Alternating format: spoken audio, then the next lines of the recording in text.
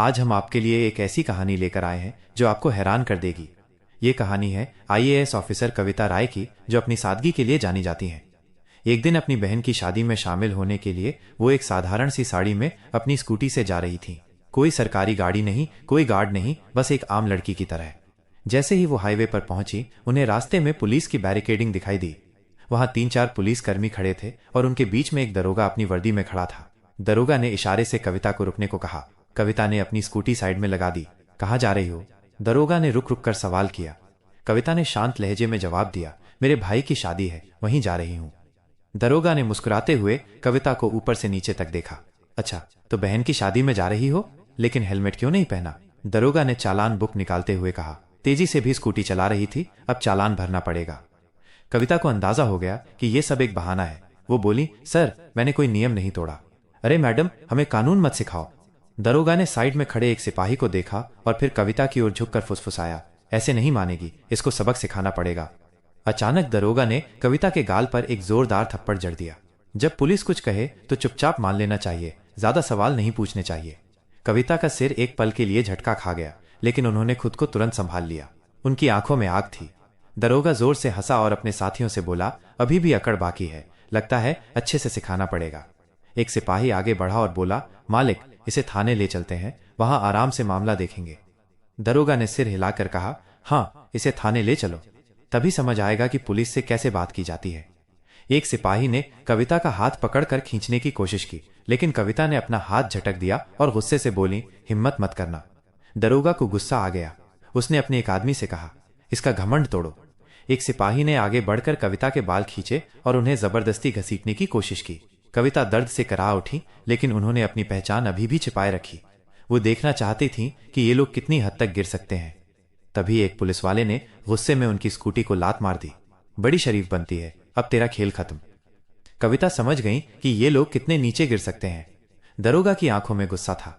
उसने जोर से चिल्लाकर कहा, बहुत देखे हैं तेरे जैसे अकड़ू लोग, पुलिस से भिड़ेगी? अभी मजा चखाता हूं, ले चलो इसे थाने। आईएएस कविता राय अब भी शांत थीं। वो अपनी पहचान बताकर मामला सुलझाना नहीं चाहती थीं। वो ये देखना चाहती थीं कि ये सिस्टम कितना भ्रष्ट हो चुका है और ये लोग किस हद तक अत्याचार कर सकते हैं। दरोगा झुंझला चुका था।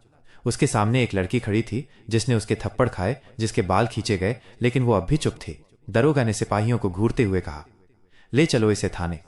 2 सिपाही कविता के दोनों हाथ पकड़कर घसीटने लगे।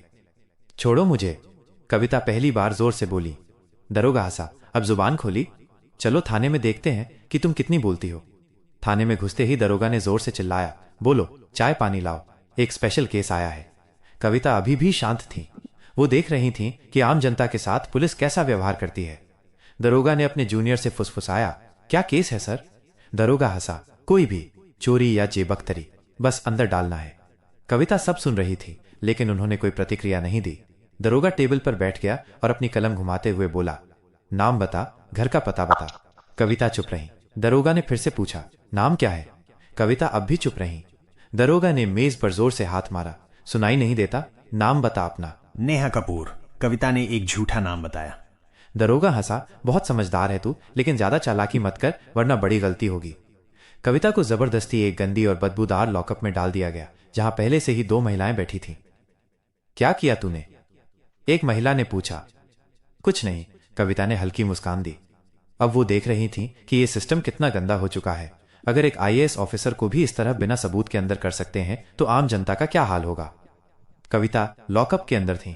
वो बस देख रही थीं, सुन रही थीं और सब कुछ समझ रही थीं कि आखिर प्रशासन कितना गिर चुका है। दरोगा ने एक फर्जी रिपोर्ट तैयार करवाई, इस पर चोरी और ब्लैकमेलिंग का केस डाल दो। सिपाही ने पूछा, लेकिन सर, बिना सबूत के? दरोगा हंस पड़ा, सबूत? इस थाने में सबूत बनाए जाते हैं। थोड़ी देर बाद एक सिपाही ने आगे बढ़कर जोर से कविता के कंधे पर धक्का मारा। कविता दीवार से टकराई, लेकिन उनके चेहरे पर कोई डर नहीं था। दरोगा ने हाथ उठाया और थप्पड़ मारने ही वाला था कि तभी एक पुलिस अधिकारी ने दरवाजे पर आकर कहा, रुक जाओ। ये अधिकारी राहुल सिंह थे, जिनकी थाने में एक ईमानदार अफसर की छवि थी। उन्होंने थाने के अंदर की महिलाओं को देखा और उनकी हालत देखकर उनके माथे पर शिकन आ गई। ये सब क्या हो रहा है? उन्होंने सख्त आवाज में पूछा। दरोगा मुस्कुराया, कुछ नहीं सर, एक सड़क छाप लड़की ज्यादा होशियारी दिखा रही है, जरा सबक सिखा रहे हैं। राहुल ने गौर से कविता को देखा। उनके हाव भाव किसी साधारण महिला जैसे नहीं थे। इसका क्या जुर्म है? राहुल ने दरोगा से पूछा। दरोगा हड़बड़ा गया। सर, इसने चेकिंग के दौरान बदतमीजी की थी। राहुल सिंह को कुछ गड़बड़ लगी। उन्होंने कविता की तरफ देखा। तुम्हारा नाम क्या है? कविता शांत थी। दरोगा ने हंसते हुए कहा, सर ये तो अपना नाम तक नहीं बता रही। राहुल अब पूरी तरह सतर्क हो गए थे। ठीक है, इसे दूसरी कोठरी में डालो, उन्होंने सिपाही को आदेश दिया। दरोगा हैरान रह गया। सर लेकिन मैं देखूंगा कि ये कौन है, राहुल सिंह ने सख्ती से कहा। राहुल सिंह के आदेश पर कविता को एक दूसरी कोठरी में डाल दिया गया। ये कोठरी पहले से भी ज्यादा अंधेरी और गंदी थी। कविता अब इस प्रशासन का गंदा चेहरा और गहराई से देख रही थी। यह सिस्टम कितना गिर चुका है, उनका हर मिनट का अनुभव यह साबित कर रहा था। अचानक एक सिपाही भागते हुए आया। सर, एक बड़ी गाड़ी बाहर खड़ी है। दरोगा चौंका। कौन आया है? सिपाही ने घबराकर कहा। सर, गाड़ी सरकारी है। सिपाही बाहर गया और जैसे ही उसने गाड़ी के अंदर झांका, उसकी आंखें फटी रह गईं। सिपाही हड़बड़ाते हुए अंदर आया और धीरे से बोला, सर डीसी साहब आए हैं। दरोगा का चेहरा सफेद पड़ गया। राहुल सिंह भी चौकन्ने हो गए। अब मामला बहुत बड़ा हो चुका था। डीसी साहब ने थाने में कदम रखा। उनकी आंखों में गुस्सा था। उन्होंने दरोगा की ओर देखा और कड़क आवाज में पूछा, दरोगा क्या चल रहा है यहाँ? दरोगा घबराया हुआ बोला, सब ठीक है सर, कुछ नहीं, बस एक मामूली केस था। डीसी साहब ने टेबल पर पड़ी कविता की फाइल उठाई और ध्यान से पढ़ी। उनका माथा सिकुड़ गया। फिर उन्होंने कविता की ओर देखा। इस महिला पर 420 और ठगी का केस। डीसी साहब की आवाज गूंज उठी। उन्होंने दरोगा की ओर देखा। क्या सबूत है तुम्हारे पास? दरोगा अब पूरी तरह फंस चुका था। डीसी साहब ने कविता से सीधा सवाल किया, आपका नाम? कविता ने हल्की मुस्कान दी और पहली बार अपना नाम बताया, कविता राय, आईएएस ऑफिसर। पूरा थाना हक्का बक्का रह गया। दरोगा के हाथ पांव कांपने लगे। सारे पुलिस वाले चौंक कर खड़े हो गए। दरोगा के पैरों तले जमीन खिसक गई। जिस महिला को वो ठग समझकर फर्जी केस में फंसा रहा था, वो खुद एक आईएएस ऑफिसर निकली। डीसी साहब ने घूरते हुए कहा, दरोगा तुम्हारी हिम्मत कैसे हुई एक आईएएस ऑफिसर पर झूठा केस डालने की? दरोगा कुछ बोलने ही वाला था कि राहुल सिंह ने तेज आवाज में कहा, सर मैंने पहले ही कहा था कि कुछ गड़बड़ है। अब दरोगा अकेला पड़ चुका था। कविता ने अब अपना असली रुख दिखाया। उन्होंने शांत लेकिन सख्त आवाज में कहा, दरोगा तुम सस्पेंड हो, तुम्हारे खिलाफ विभागीय जांच होगी और तुम पर केस दर्ज किया जाएगा। दरोगा के होश उड़ गए। सारे पुलिसकर्मी अब दरोगा से दूरी बनाने लगे। राहुल सिंह ने तुरंत हवलदार को आदेश दिया, दरोगा को हिरासत में लो। जैसे ही हवलदार दरोगा को पकड़ने आगे बढ़ा, अचानक दरोगा ने जेब से एक कागज निकाला। उसने मुस्कुराते हुए कहा, लेकिन ये देखिए। उसने वो कागज हवा में लहराया। ये रहा मेरा ट्रांसफर ऑर्डर। 3 दिन पहले ही मेरा ट्रांसफर हो चुका है, तो अब आप मुझे सस्पेंड नहीं कर सकते। थाने में फिर से सन्नाटा छा गया। कविता ने कागज अपने हाथ में लिया और गौर से पढ़ा। क्या ये असली है? डीसी साहब ने कड़े स्वर में पूछा। डीसी साहब ने राहुल सिंह की ओर देखा और बोले, इस कागज की तुरंत जांच करो। अगर ये असली निकला तो भी निलंबन रोका नहीं जा सकता। दरोगा की हंसी अचानक गायब हो गई, क्योंकि अगर कोई भी सरकारी कर्मचारी ट्रांसफर के बाद भी गलत गतिविधियों में शामिल होता है तो उस पर कार्रवाई की जा सकती है। राहुल सिंह ने तुरंत ऑनलाइन सिस्टम में दरोगा का रिकॉर्ड चेक करना शुरू किया। राहुल ने सिर उठाया और कहा, सर ये कागज असली है, लेकिन दरोगा ने अभी कार्यभार नहीं सौंपा था। मतलब ये कि दरोगा अभी भी इस थाने का प्रभारी था।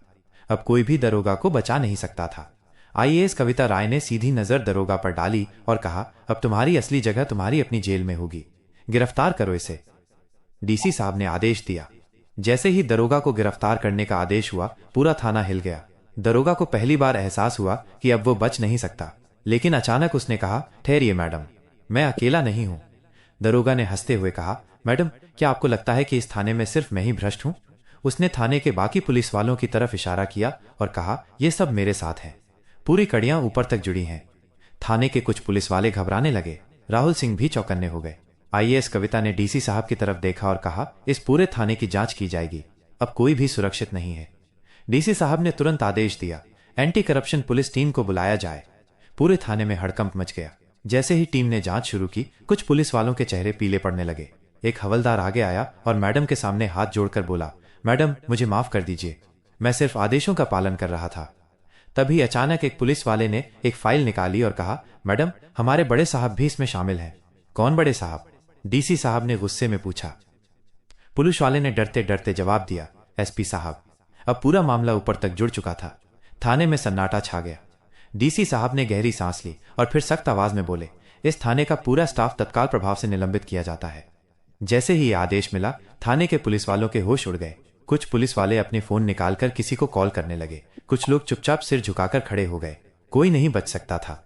आईएएस कविता ने डीसी साहब की तरफ देखा और बोली, अब हमें एसपी साहब से भी जवाब लेना होगा। डीसी साहब ने तुरंत आदेश दिया, एसपी को भी बुलाया जाए। अब इस मामले ने पूरे जिले में हलचल मचा दी थी। थाने के बाहर कुछ पत्रकार गुप्त रूप से खड़े थे। जैसे ही उन्हें भनक लगी कि पूरा थाना सस्पेंड हो चुका है, वे तुरंत खबर फैलाने लगे। अब मामला खुलकर सामने आने वाला था। तभी एक काले शीशे वाली गाड़ी थाने के सामने आकर रुकी। एसपी साहब खुद आ गए थे। उन्होंने चारों तरफ नजर दौड़ाई। पूरा थाना सस्पेंड हो चुका था। उन्होंने गुस्से में कहा, यह क्या नाटक चल रहा है? लेकिन आईएएस कविता शांत थी। उन्होंने एसपी की आंखों में देखते हुए कहा, आपको लगता है कि आप बच जाएंगे? राहुल सिंह ने कविता को एक फाइल दी। ये फाइल एसपी साहब के भ्रष्टाचार के सबूतों से भरी थी। कविता ने ठोस आवाज में कहा, एसपी साहब, ये देखिए आपके सारे काले कारनामे। अब एसपी के चेहरे से पसीना टपकने लगा। डीसी साहब ने आदेश दिया, एसपी को तुरंत गिरफ्तार करो। पूरी पुलिस फोर्स हैरान थी। इतने बड़े अधिकारी को पहली बार किसी ने खुली चुनौती दी थी। जैसे ही एसपी की गिरफ्तारी हुई, पूरा मामला हिल गया। अब यह मामला राज्य स्तर तक पहुंच गया था। मुख्यमंत्री ने तुरंत आदेश दिया कि जिले के सभी भ्रष्ट अधिकारी गिरफ्तार किए जाएं। इस आदेश के बाद 40 से ज्यादा पुलिस अधिकारी, 10 से ज्यादा आईएएस अफसर और कई राजनेता गिरफ्तार कर लिए गए। आईएएस कविता राय की ईमानदारी ने सिस्टम को हिला दिया था। पूरे जिले में एक नया प्रशासन लाया गया। भ्रष्टाचार पर अब कड़ी नजर रखी जाने लगी। कविता का मिशन पूरा हो चुका था। उन्होंने दिखा दिया कि ईमानदारी से पूरा सिस्टम बदला जा सकता है। तो दोस्तों, आपको ये कहानी कैसी लगी? क्या ईमानदारी वाकई हमारे सिस्टम को बदल सकती है?